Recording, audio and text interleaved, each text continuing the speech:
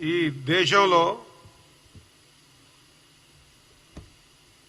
Parliament గాని assembly గాని కడప తొక్కని వెనుకబడ్డ జాతులు ఎన్నో ఉన్నాయని లోతైన ఆలోచన చేసి అందరికీ ఆదర్శంగా నిలిచి इस देश में जिनकी जितनी आबादी है उनको उतना हिस्सा मिलना चाहिए అని చెప్పేసి ఒక మహత్తరమైన ఆలోచనకు పురుడు పోసి మనందరికీ దిక్సూచిగా నిలిచినటువంటి రాహుల్ గాంధీ గారు మా నేత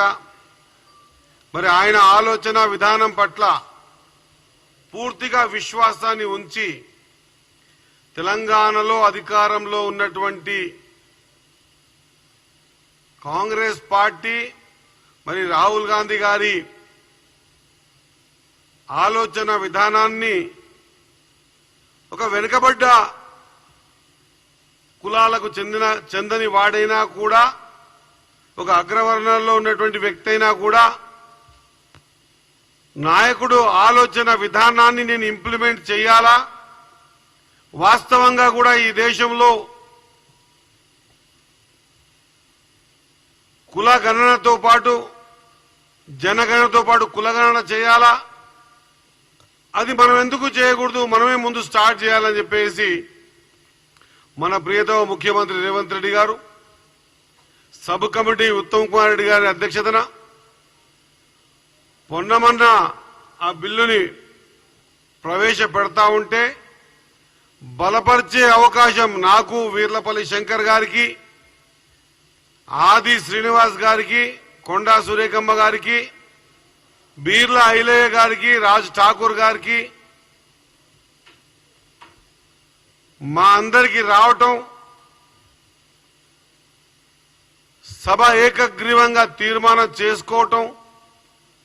అడుగడుగునా ఎన్ని ఇబ్బందులు వచ్చినా కూడా ఒక పాజిటివ్ కోణంలో ముందుకు పోయి అసెంబ్లీలో పాస్ చేస్తారా చేసినాం బిల్లులాగా పెడతారా పెట్టినాం షెడ్యూల్ పంపిస్తారా పంపించినాం వాళ్ళు యాక్సెప్ట్ చేస్తారా లేదా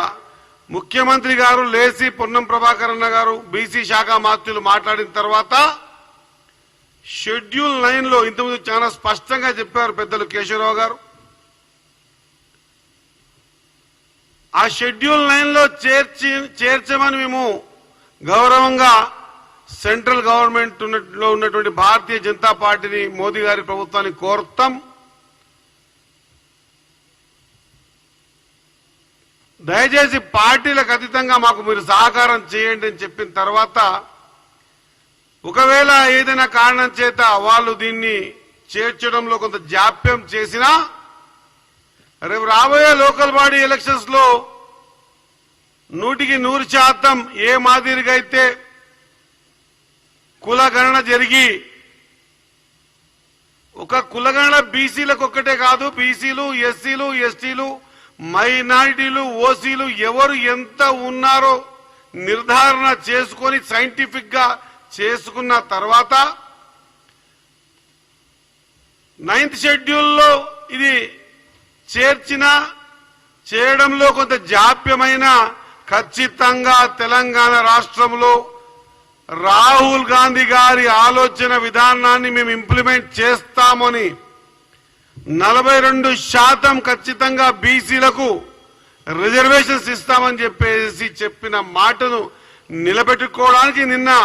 కేబినెట్ లో చర్చించుకొని ఆమోదం తెలుపుకున్న సందర్భాన ఆ కార్యక్రమానికి ఈ రోజు ఇక్కడ విచ్చేసిన మా పెద్దలు కేశవరావు గారు మాజీ మంత్రివర్యులు మాజీ పిసిసి అధ్యక్షులు మా అన్న పొన్నమన్న జీవితం ధన్యమైంది అనుకుంటా నాకు తెలిసిన కాడికి తన రాజకీయ జీవితంలో ఒకసారి తెలంగాణ పార్లమెంట్ లో పాస్ చేసేప్పుడు తన కండ్లల్లో పెప్పర్ స్ప్రే కొట్టినా కూడా కండ్లు పోతే పోని గాని తెలంగాణ రావాలనే ఆకాంక్షతో ఆ రోజున్నటువంటి అందరు ఎంపీలు పోవడంలో అన్న అగ్రగామిగా ఉండి పోవడం చేయడం జరిగింది అందరితో పాటు అన్న కూడా పోవడం చేయడం జరిగింది అదొక అదృష్టమైతే తను బీసీ శాఖ మంత్రులుగా ఉన్నప్పుడు ఈ బిల్లుని అసెంబ్లీలో ప్రవేశపెట్టే అవకాశం వచ్చి మరొకసారి తన జీవితాన్ని ధన్యం చేసుకున్నాడని నేను పరిపూర్ణంగా విశ్వసిస్తూ అన్నగారికి నమస్కారం తెలియజేసుకుంటూ, మరి అదేవిధంగా సామాజిక న్యాయం అంటేనే కాంగ్రెస్ పార్టీ. గతంలో మనం ఎప్పుడు తీసుకున్నా కూడా ఇప్పుడు మనం మాట్లాడుతున్న గాంధీ భవన్లో ముఖ్యమంత్రి ఓసీ వర్గానికి చెందితే బీసీ వర్గానికి ఖచ్చితంగా పీసీసీ అధ్యక్ష పదవి ఇచ్చిన సందర్భాలు మనం చూసాం. ఈ రోజు కూడా చూస్తా ఉన్నాం. మరి ఈ రోజు కూడా మహేష్ అన్న మన పీసీసీ అధ్యక్షుల వారి కూడా ఆలోచన విధానం మేరకు అదే మాదిరిగా సామాజిక న్యాయానికి ఈరోజు దిక్సూచిగా అతి చిన్న సామాజిక కులానికి చెందినటువంటి వ్యక్తి కూడా ఈ రోజు రాణించగలుగుతాడు, చట్టసభలకు రాగలుగుతాడు. అది కాంగ్రెస్ పార్టీ వల్లనే సాధ్యమైనటువంటి నిరూపించిన మా అన్న వీరపల్లి శంకరన్న గారికి, మా జగదీశ్వర్ అన్న గారికి, మా తమ్ముడు మత్స్యశాఖ అధ్యక్ష చైర్మన్ మెట్టు సాయికి, అన్న లోకేష్ యాదవ్ గారికి, అన్న నాగరాజ్ అన్న గారికి, భాస్కర్ యాదవ్ గారికి, మా మీడియా మిత్రులకు మీ అందరికీ కూడా నా హృదయపూర్వక నమస్కారం. వాస్తవంగా చెప్పాలంటే కేశవరావు గారు చాలా సంక్షిప్తంగా చెప్పారు, కానీ ఒక్క మాట చెప్పి నేను ముగిస్తా. మరి ఎందుకు ఈ విధంగా ఒక ప్రయత్నం చేస్తా ఉన్నారో, ఈ ప్రయత్నం చేసేదాన్ని కూడా కౌంటర్ ఇవ్వచ్చు, కానీ నేను రిక్వెస్ట్ చేస్తా ఉన్నా. మరి 84-86 సంవత్సరాల వయసు కలిగిన వ్యక్తే చేతులు జోడించి నమస్కారం చెప్పి దీంట్లో మాత్రం అడ్డకు రాకండి అని చెప్తున్న సందర్భాన్న మరి మేము నిజంగా కూడా మనస్ఫూర్తిగా అందరినీ వేడుకుంటున్నాం. ఈ కార్యానికి 42% రిజర్వేషన్ ప్రక్రియకు ఇంకా మీరేమైనా ఏది ఆర్డినెన్స్ తీసుకుంటున్నామో దానికి కాకుండా ఇంకా ఏమైనా చేస్తే బెటర్గా అవుతుంది, 42% ఇవ్వండి అని, లేదా 42% కంటే ఇంకా ఎక్కువ ఇవ్వండి అని అడిగే ఆలోచన విధానంతో ముందుకు రావాలి. కానీ ఒక మంచి కార్యం జరుగుతున్నప్పుడు దయచేసి సమాజం ఆలోచన చేస్తా ఉన్నది, వెనుకబడ్డ తరగతులు ఆలోచన చేస్తా ఉన్నారు. ఈ అంశం పట్ల ఎవరెవరి ఆలోచన విధానం ఏ విధంగా ఉందో సభ్య సమాజం ఆలోచన చేస్తా ఉన్నది. కాబట్టి దయచేసి ఇప్పటికి కూడా దీన్ని వేరే కోవకు లేదా క్రిటిసిజంకి పోకుండా